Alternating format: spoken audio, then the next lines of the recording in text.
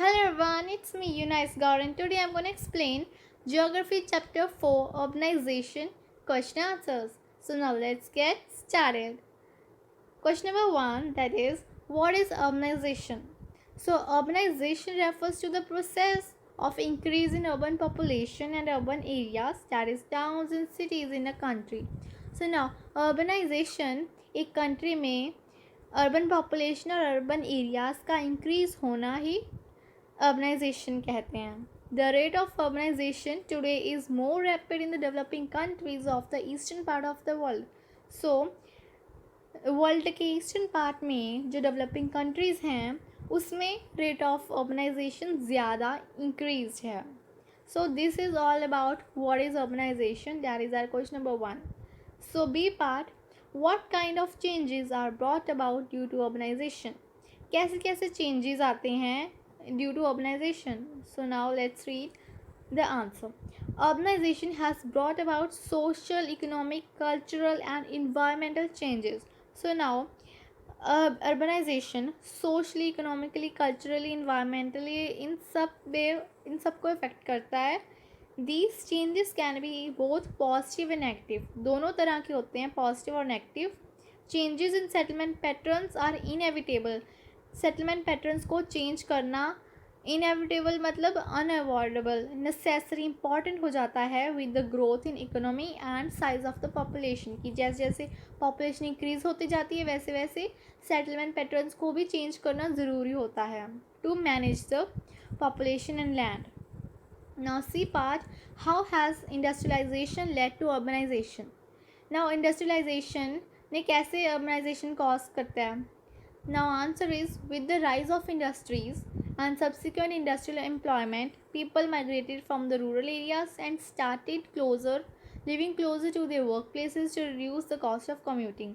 Now जैसे जैसे industries बनने लगते हैं, ज़्यादा इंडस्ट्रीज़ ज़्यादा बनती हैं वैसे वैसे ज़्यादा एम्प्लॉयमेंट भी बढ़ती है, क्योंकि इंडस्ट्रीज़ को चलाने के लिए वर्कर्स की भी ज़रूरत होती है. तो इसलिए कुछ लोगों को अपॉर्चुनिटीज़ मिलती हैं to work in the industries, इसलिए एम्प्लॉयमेंट इंक्रीज़ हो जाती है. इसलिए लोग रूरल एरियाज़ से माइग्रेट होके इंडस्ट्रियल एरियाज़ में आ जाते हैं कि आने जाने का खर्चा भी कम हो सके.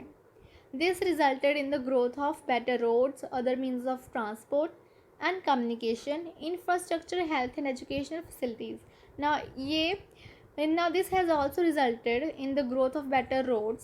better roads भी बनने लगी और ट्रांसपोर्टेशन की फैसिलिटी भी इम्प्रूव हुई, कम्युनिकेशन भी इम्प्रूव हुआ, इंफ्रास्ट्रक्चर हुआ, जैसे ब्रिजेस, रोड्स वगैरह. इसमें बहुत कुछ मतलब बनने लगा infrastructure.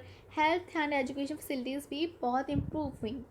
So that is how industrialization caused urbanization. Okay, so now D part, what are the social factors that lead to shift in the rural population to urban areas. Now कौन से ऐसे सोशल फैक्टर्स हैं जिसने rural population urban areas में attract किए हैं. So answer is social factors such as improved living conditions की वहाँ पे अर्बन एरियाज़ में इम्प्रूव्ड लिविंग कंडीशंस हैं, बेटर एजुकेशनल और हेल्थ फैसिलिटीज़ हैं, तो इसलिए वहाँ पे जाते हैं अर्बन एरियाज़ में rural population. And also to increase their social status, अपना जो सोशल स्टेटस है उसको भी इंक्रीज़ करने के लिए वहाँ पे जाते हैं in the cities. Now E part, what conditions in rural areas led people to move to larger cities. Now कौन सी ऐसी कंडीशंस है जो रूरल एरियाज़ के जो लोग हैं उनको लार्जर सिटीज़ में जाना पड़ा. Now answer is, people leave the rural areas and move out to the cities in search of jobs and higher incomes. Now जो लोग हैं रूरल एरियाज़ को छोड़ के वो लार्जर सिटीज़ में इसलिए जाते हैं ताकि वो उनको अच्छी जॉब्स मिल सकें विद हायर इनकम्स.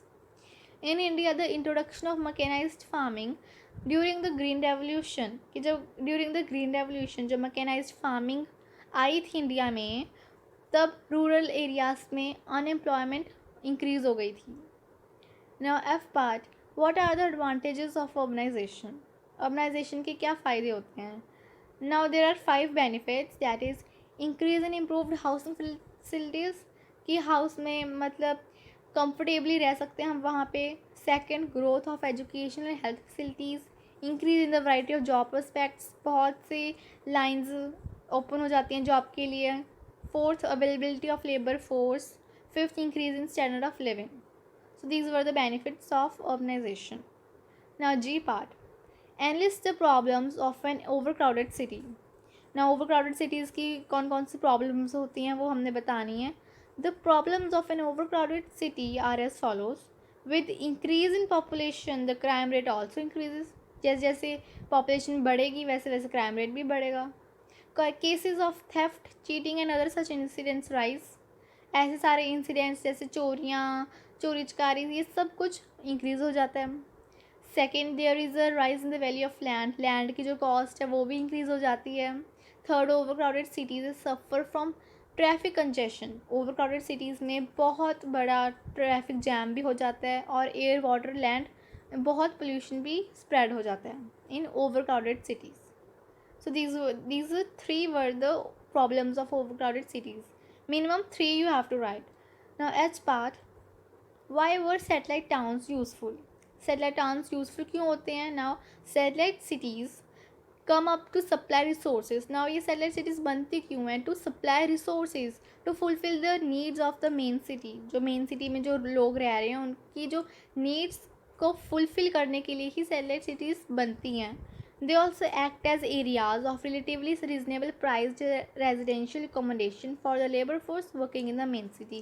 Now जो main city में जो labor force वर्कर्स रहते हैं उनके लिए ये बेनिफिशियल है. रीजनेबली प्राइस जो ये होती हैं सैटेलाइट सिटीज़, इनको जो भी इनको चाहिए होता है वर्कर्स को वो ये सब कुछ फैसिलिटीज़ प्रोवाइड करती है satellite cities.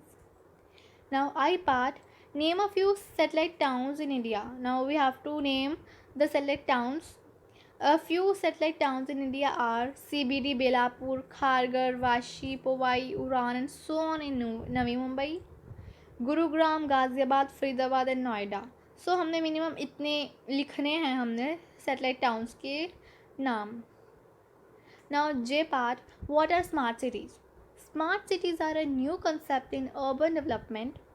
These cities have facilities that use urban informatics and technology to improve the efficiency of services for an improved quality of life. Now, smart cities एक न्यू कंसेप्ट है urban development में. कैसे?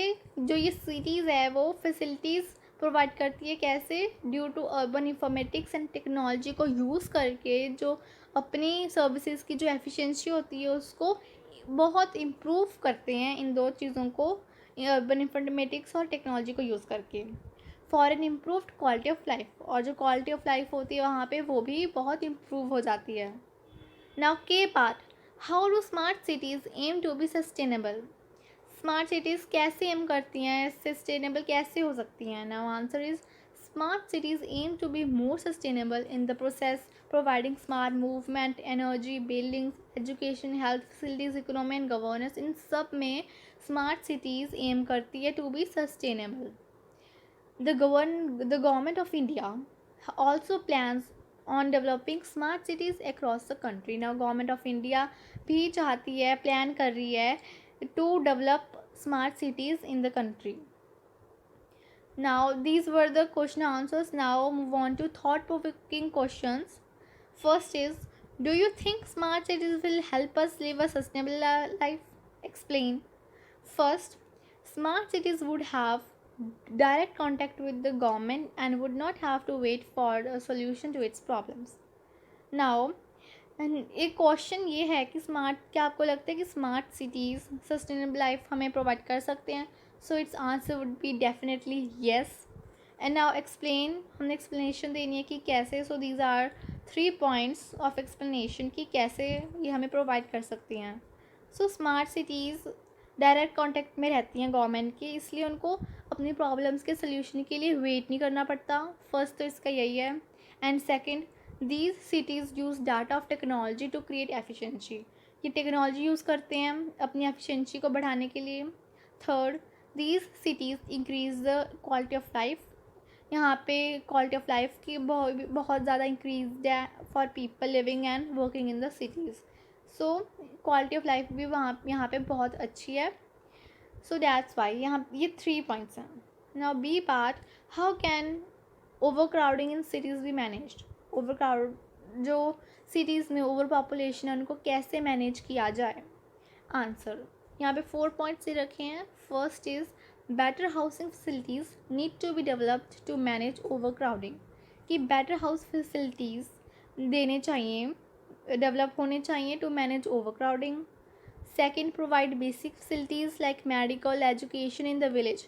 कि medical education ऐसी facilities village में ही provided होनी चाहिए ताकि विलेजेस को सिटीज़ विलेज पॉपुलेशन को सिटी में आने की ज़रूरत ही ना पड़े अगर उनको विलेज में ही सब कुछ फैसिलिटीज़ मिल जाती हैं तो. Third is the government should design each village with banking facilities. कि गवर्नमेंट को हर विलेज के अंदर बैंकिंग फैसिलिटीज़ भी देनी चाहिए. Fourth is better employment opportunities need to be developed to manage overcrowding. कि ओवर क्राउडिंग को मैनेज करने के लिए बेटर एम्प्लॉयमेंट अपॉर्चुनिटीज़ भी डेवलप्ड होनी चाहिए. So that's all for today. We've completed our question answers. And if you found this video helpful, do not forget to like, share and subscribe for more similar videos.